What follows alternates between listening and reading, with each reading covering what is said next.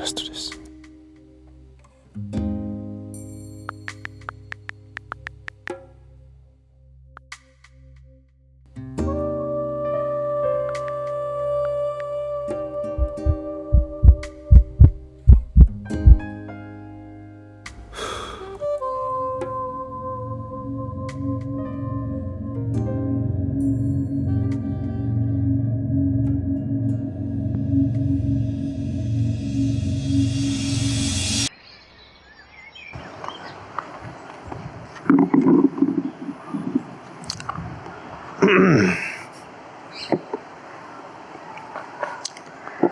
Welcome.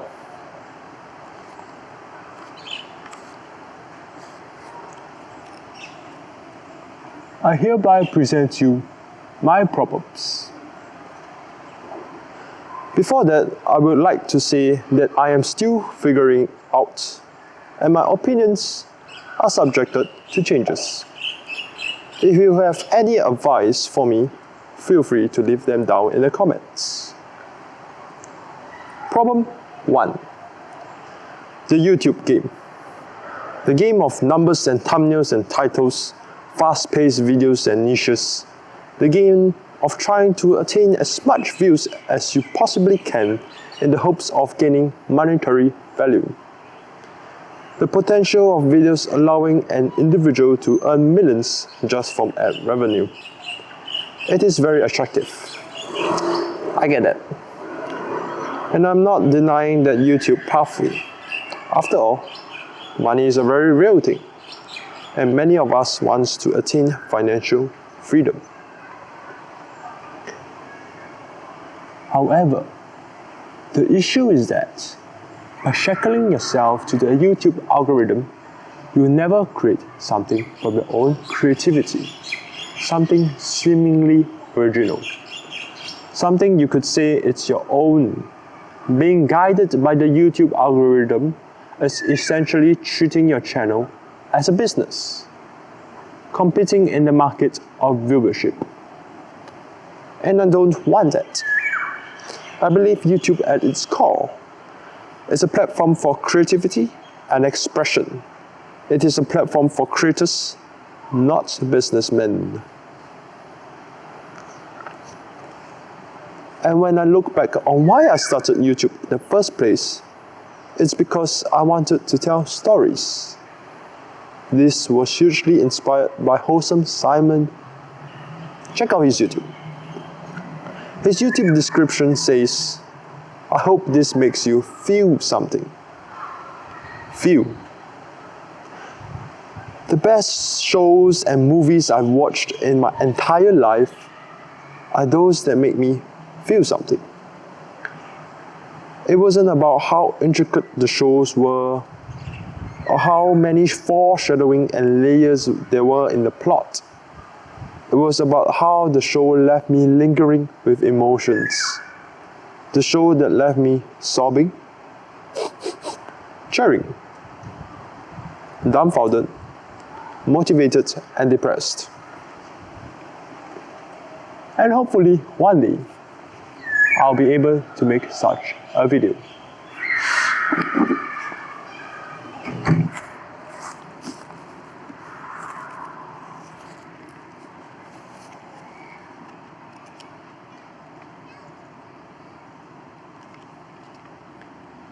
I present you problem number 2. Finding meaning in a meaningless world. Initially, I thought that my videos had to be meaningful. Meaningful in the sense that it should provide certain knowledge or wisdom to my audience, instead of being just for pure entertainment, like those prank videos or those challenge videos. However, I soon realized that there is a place for everything, and there need not to be a core message for every video I make. Sometimes, the only reason to create a video is simply because of the desire to make that video. Like the old saying goes,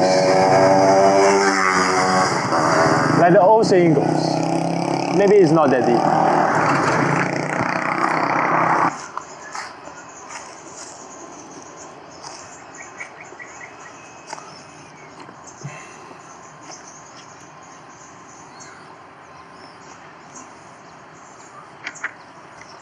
Problem 3. Admiration becomes unhealthy emulation. All my life I've been consuming YouTube videos, watching all kinds of creators, and there is a few I deeply respect and admire. Unbeknownst to me, my admiration slowly transformed into unhealthy emulation. We all know that comparison is the mind killer. It deludes us with unrealistic expectations and saps away our confidence, leaving us feeling hopeless and timid. While unhealthy emulation kills creativity, the act of plagiarizing every detail of another creator's video in the hopes of becoming just as good is not creation, but outright mimicking. So I've learned 2 things. The first is trust. Trust in my own ability to create. Second is patience. Many of us overestimate what we can do in a day, but underestimate what we can do in a year. Patience is knowing I will improve, but it will take time.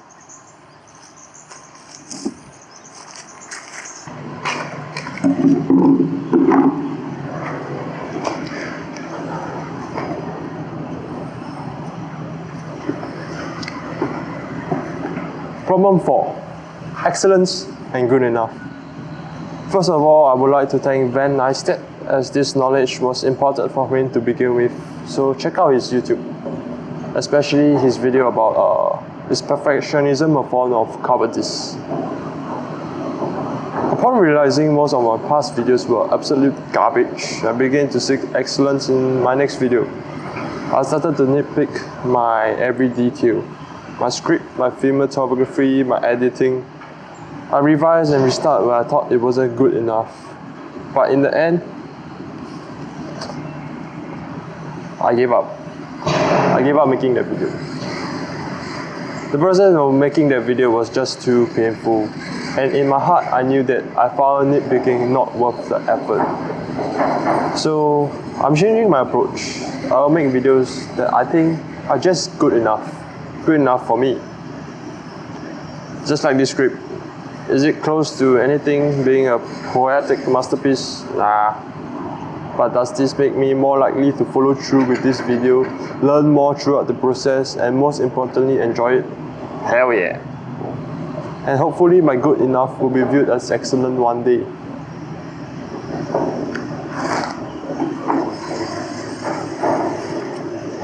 Oops, there are people here.